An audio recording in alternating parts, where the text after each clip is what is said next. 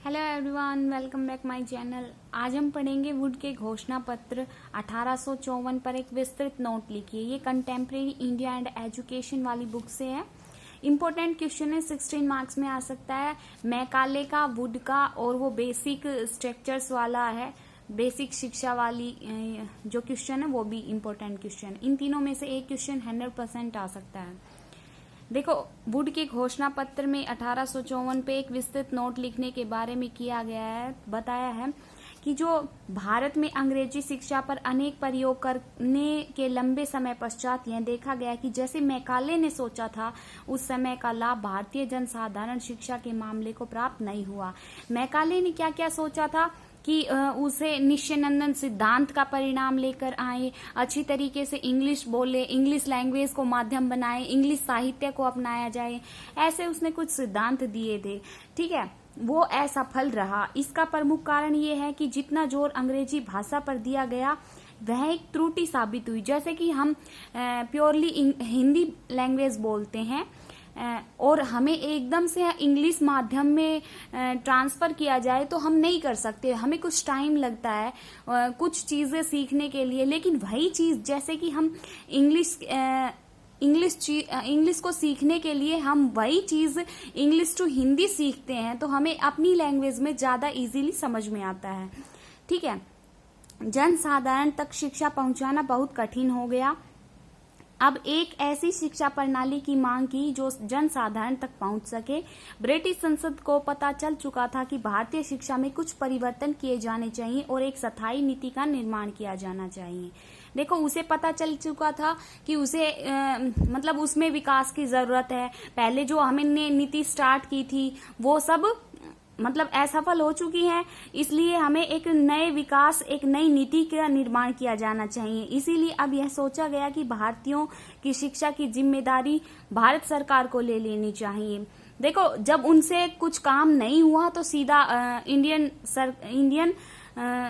Government पर डाल दिया सारी बातें कि भाई अब भारत सरकार ही संभालेगी भारत की शिक्षा को। शिक्षा पर होने वाले बहुत वार्षिक खर्च बहुत ही कम था। उस समय तक भारत में कोई भी शिक्षा विभाग अथवा विश्वविद्यालय नहीं थे, जिसके फलस्वरूप शिक्षा के क्षेत्र में दिन प्रतिदिन गिरावट आती जा रही थी। स्त्री शिक्षा और शिक्षक प्रशिक्षण कार्यक्रम को पूरी तरीके से आदर्श थे। देखो, जो भी शिक्षा थी वो सिर्फ पुरुषों के लिए थी, स्त्रियों के लिए शिक्षा नहीं थी। तो उन्होंने क्या किया कि स्त्रियों की शिक्षा को भी बढ़ावा दिया कि ज्यादा से ज्यादा स्त्री भी पढ़ सके, और जो भी स्त्री पढ़ेंगी उनको हम अलग से छात्रवृत्ति देंगे, उन्हें अलग से सहायता प्रोवाइड की जाएगी। और वहां पर जैसे शिक्षा में गिरावट आई थी, वो उसका मेन मकसद क्या था, मेन कारण क्या था कि उसके अंदर कोई विश्वविद्यालय नहीं थे, ना फिर पढ़ने लिखने के लिए कोई जगह थी। 1853 तक भारत की शिक्षा पूर्ण रूप से समाग्रस्त हो चुकी थी। अब तक ब्रिटिश सरकार ने 1813 के चार्टर, 1835 के मैकाले विवरण पत्र और 1835 से 1838 की एडम रिपोर्ट के द्वारा भारत में अनेक शैक्षिक प्रयोग किए गए, परंतु इन प्रयोगों द्वारा शिक्षा का विकास होना तो दूर अपितु अनेक विवाद भी उत्पन्न हो गए। देखो, ये जो उन्होंने सब चार्टर और मैकाले का विवरण पत्र, एडम की रिपोर्ट, इन सब ने अपने अपने तरीके से व्यू दिए, ना कि जनता की सोच विचार, जनता के विचारों से कि भाई इस चीज को हम जनता के अंदर लाएंगे तो उन्हें क्या इफेक्ट होगा, क्या बुराइयां होंगी, क्या लाभ होगा, कैसे वो सीख पाएंगे। उन सबको क्या किया गया, उन्हें बिल्कुल ही ऐसा काम किया गया कि जैसे कि उन्हें असफल बनाने का पूरा प्रयास किया गया।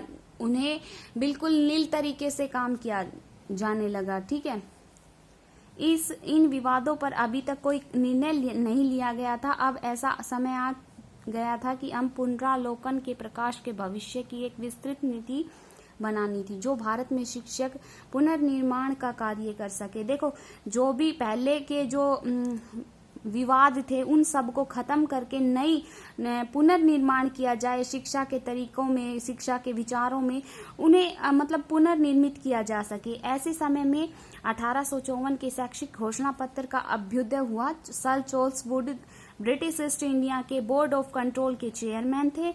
चार्ल्स वुड भारत आया। उस समय के तत्कालीन गवर्नर जनरल लॉर्ड डलहौजी से कुछ परामर्श किया और वापस लौट गया। इंग्लैंड में जाकर शिक्षा संबंधी सिफारिशों को यहाँ भेजा और उन सिफारिश संबंधी प्रलेखों को वुड का घोषणा पत्र भारतीय शिक्षा का शिलाधार और भारतीय शिक्षा का महाअधिकार पत्र भी कहा जाता है।